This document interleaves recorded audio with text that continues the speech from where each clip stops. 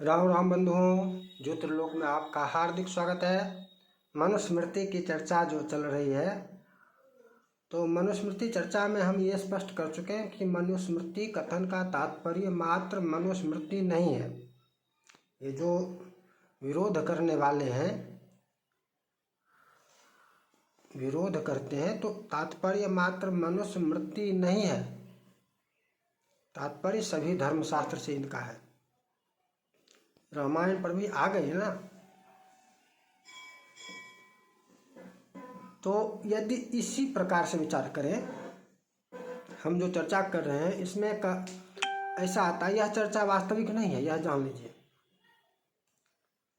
किंतु उन लोगों के अनुसार जो लोग कहते हैं कि मनुस्मृति स्त्री विरोधी है, महिला विरोधी है, तो उसी आधार पर यदि हम विचार करें उसी प्रकार से, ऐसा हम कर नहीं सकते हैं, ऐसा करेंगे,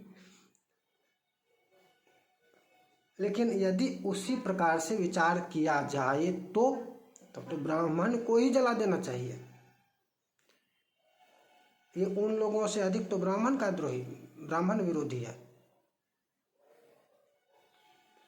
शूद्र से अधिक विरोधी ब्राह्मण का है। ब्राह्मण के लिए, शूद्र के लिए जहाँ 1/4 दंड विधान है, जो भी है नियम प्रायश्चित विधान, ब्राह्मण के लिए चतुर्गुणित है, 4 गुना। ये तो ब्राह्मण को ही जला देना चाहिए। उस विचार से हम जलाने की बात नहीं कर रहे हैं। ब्राह्मण धर्मशास्त्रों को ही मानता है, उनके विचार से ऐसा होना चाहिए।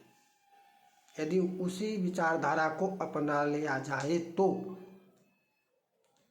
जिस विचारधारा वाले कहते हैं कि मनुस्मृति स्त्री विरोधी है, महिला विरोधी है, शूद्र विरोधी है,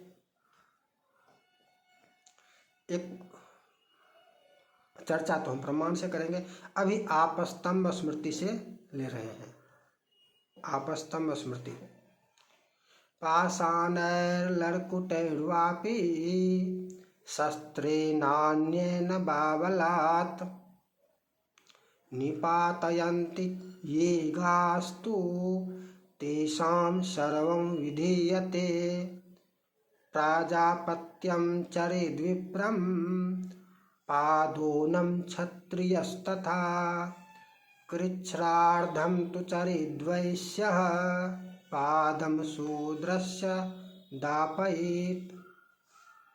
गाय को प्रताड़ना देने में, गाय को प्रताड़ित करने के प्रसंग में प्रायश्चित विधान है।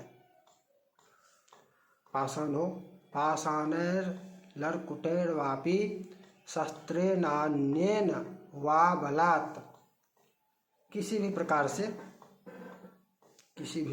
सीधा अर्थ यह समझिए, किसी भी प्रकार से, चाहे वो ढेला हो, पत्थर का टुकड़ा हो, मिट्टी का ढेला हो,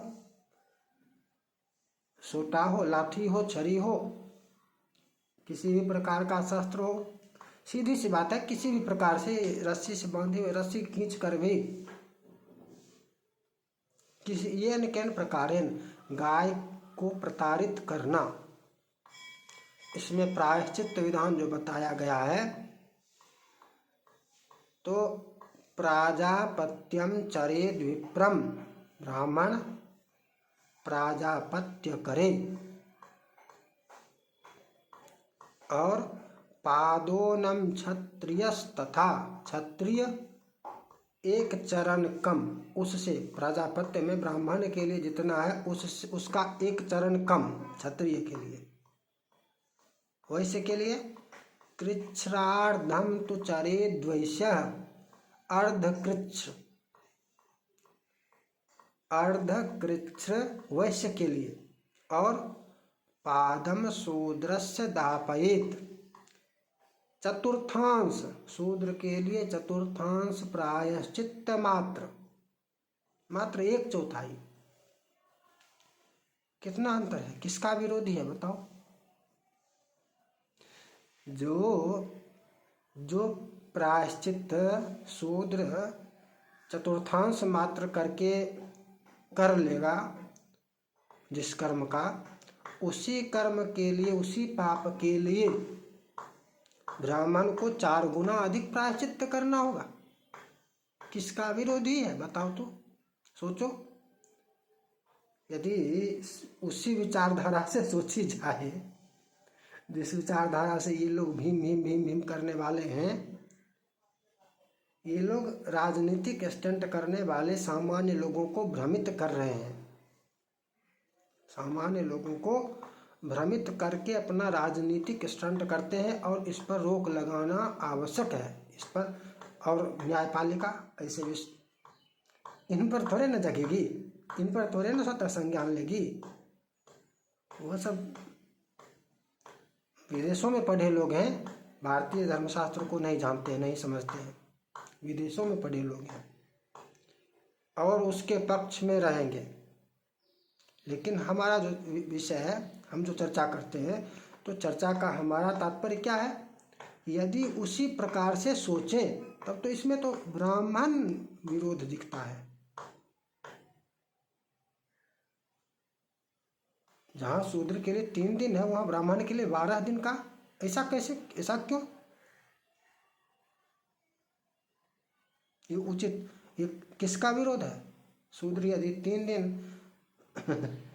3 दिन ही नहीं, 1 दिन शूद्र के लिए यदि 1 दिन का है, तो ब्राह्मण के लिए 4 दिन। पादक कृच्छ्र सायं प्रातः उपवास, शाम को और सुबह को उपवास, और पुनः अगली शाम जो है, अगली संध्या जो है, वो अयाचित।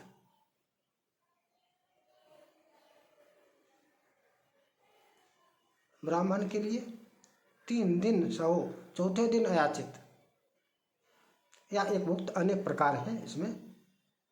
तो कितना अंतर है?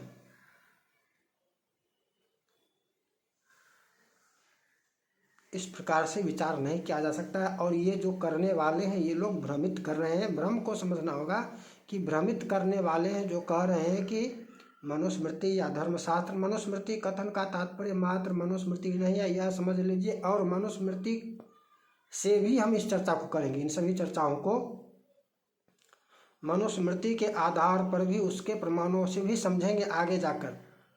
अभी अन्य स्मृतियों से समझ रहे हैं। एक स्मृति नहीं है, अनेकों स्मृतियां हैं, और सर्वत्र समान, लगभग कुछ न कुछ सबका सबकी एक ही विचारधारा है लगभग, और सब एक ही विचारधारा से एक ही बातों को भिन्न भिन्न प्रकार से कहते हैं।